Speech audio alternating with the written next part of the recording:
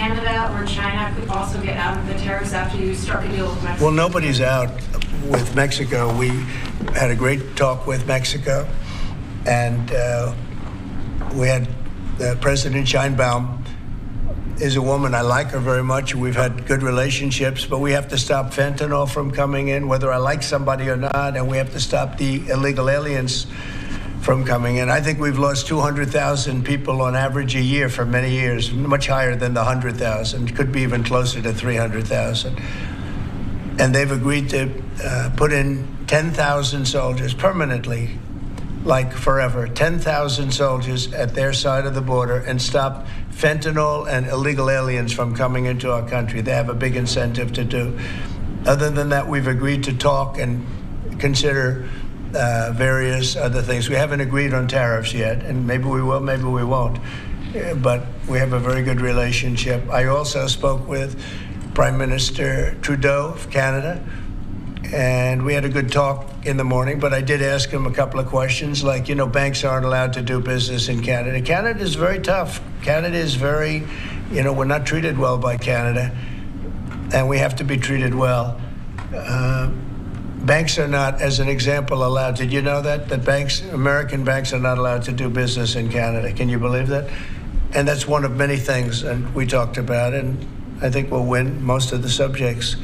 But for some reason, a lot of things have been very unfair with Canada. I noticed that in the first term. You deal with people, and after a while you begin to realize, like you learn that Larry Ellison's very tough to do business with, okay?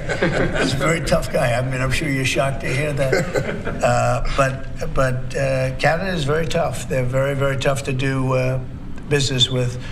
And we can't let them take advantage of the U.S. They don't take our agricultural product for the most part. They don't take our cars. They make cars, but they basically don't take our cars. And, you know, we don't need, and look, I think we're going to have another good conversation today. We're actually speaking at 3 o'clock again. But we don't need them to make our cars. We don't need them to give us lumber. We don't need them for agricultural products because we have all the agriculture we need. They don't take our agricultural product for the most part, our milk and dairy, etc. A little bit they do, but not much. We take theirs. And as far as cars are concerned, they took in a big percentage, almost 19% of the market. And, you know, I wouldn't mind making our cars in the United States, so we have a problem there. I'd like to make our cars in the U.S. We don't need Canada to make our cars. With that being said, we're going to have another call at 3 o'clock. We had a call this morning. It was a pretty good call, I'd say. So the call with Mexico went very well in the sense that they're very strong now on the border. They're going to put soldiers there. So, actually, they're best military soldiers, and they're going to be at the border, 10,000. That's a lot of soldiers. And they want to protect it also. You know, they don't want people running through Mexico, coming through Mexico to come into our country. So they're going to do that. And then we're going to talk about other things over the next 30 days, we're going to have Scott, Howard, and Marco Rubio, Secretary of State, lead the delegation. And we're going to have a big negotiation with Mexico.